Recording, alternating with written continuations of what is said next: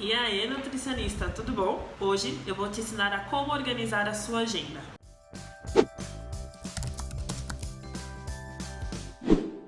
No começo, temos poucos pacientes, mas com o decorrer do tempo, as ações de marketing, as divulgações, a nossa agenda começa a lotar. E não sei se vocês perceberam, se vocês já passaram por isso, de muitas vezes você agendar o paciente, não finalizar a consulta e o outro paciente chegar e ele ficar um tempão esperando. Na maioria das vezes, isso acontece por conta da falta de planejamento. Uma coisa muito importante que eu tive assim que eu comecei a ter noção dos agendamentos foi de quanto tempo a minha consulta duraria. Mas não basta somente ter esse pensamento, nós precisamos contar também a margem de erro, porque sempre tem aquele paciente que a gente tem um pouco mais de afinidade, vai ter uma conversa antes, sempre tem aquele amigo que passa com você e vai ter uma conversa particular durante a consulta também, sempre tem aquele paciente que vai se atrasar. Então, além da consulta, você precisa considerar a margem de erro, o tempo de espera. Então, por exemplo, a minha primeira consulta, ela dura em torno de 1 hora, porém, existem casos que passam 1h15, 1h20, já chegou a ser 1h30, ou dependendo do caso, 2 horas. Então, o que eu comecei a fazer? Minha consulta tem a duração de 1 hora, eu comecei a deixar o período de 1h30 para uma consulta. Por quê? Se o meu paciente chegar, eu atender ele e ainda finalizar a primeira consulta em 1 hora, eu tenho 30 minutinhos, que seja para descanso, que seja para arrumar alguma coisa, que seja para me preparar para a próxima consulta. E se por acaso o próximo paciente já chegar, eu consigo adiantá-lo. Isso ganha muita credibilidade com o paciente, porque quem é que não gosta de chegar no médico, chegar no consultório e conseguir ser atendido antes do horário? É maravilhoso, porque hoje em dia as pessoas, o ser humano, ele não gosta de esperar. É natural, a gente gosta das coisas muito rápidas, muito express. Cheguei, tem que ser atendido, é isso, papo, um beijo, tchau. E isso vai fazer com que você ganhe mais credibilidade com o seu paciente.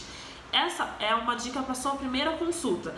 Você precisa considerar também qual é a duração dos seus retornos. Se os seus retornos têm a mesma duração da primeira consulta de 1 hora, então você permanece, você pode deixar de 1h30 a 1h30. Os meus retornos, eles têm a duração de 45 minutos, de 30 a 45 minutos. Então nós estamos deixando o tempo de mais ou menos 50 minutos de uma consulta para outra. Depende. Então, por exemplo, na agenda a gente já dá uma olhadinha. Tem tal paciente, com esse tal paciente a gente demora um pouquinho mais. Então, deixa um espaço mais livre para ele. Com esse paciente ele é mais rápido, ele é mais direto, não tem muitas dúvidas. Então a gente consegue deixar os 30 ou 40 minutos também. Isso fez com que os meus pacientes não tivessem que ficar muito tempo na sala de espera e, consequentemente, me ajudou a atendê-los muitas vezes antes do horário.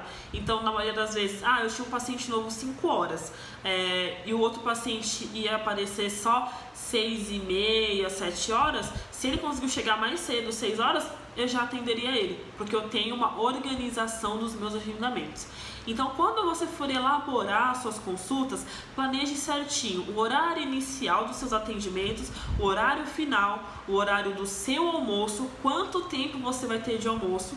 Se você for como eu, vai trabalhar de segunda a sábado, você vai ter somente domingo para descanso, mas domingo não abre banco, tem muitas coisas que não dá para serem resolvidas. Então você vai precisar de um horário de almoço um pouco maior para conseguir resolver algumas coisas da sua vida. Então hoje, por exemplo, eu começo os atendimentos às 10 horas da manhã, eu finalizo eles na teoria às 7h30, 8 horas, em média, e eu tenho 2 horas de almoço, porque sempre que acontece algum pepino, algum BO, alguma coisa, eu tenho um tempinho livre para conseguir ir lá resolver. Ok? Então, quando você for parar para organizar o tempo da sua consulta, veja qual tempo você tem costumado gastar, o quanto você vai colocar de acréscimo para evitar que o seu paciente fique muito tempo esperando, o próximo no caso, e coloque dentro da sua margem. Então, por exemplo, se você trabalha 8 horas, você precisa ter um tempo significativo de pacientes para atender naquele período. Não adianta você colocar também um período muito longo e atender só 4 pacientes por dia.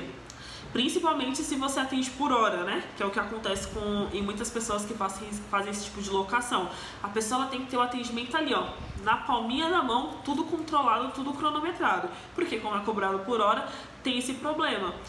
Por isso que a organização gera excelência. E gerando excelência, muito mais pacientes, muito mais indicações.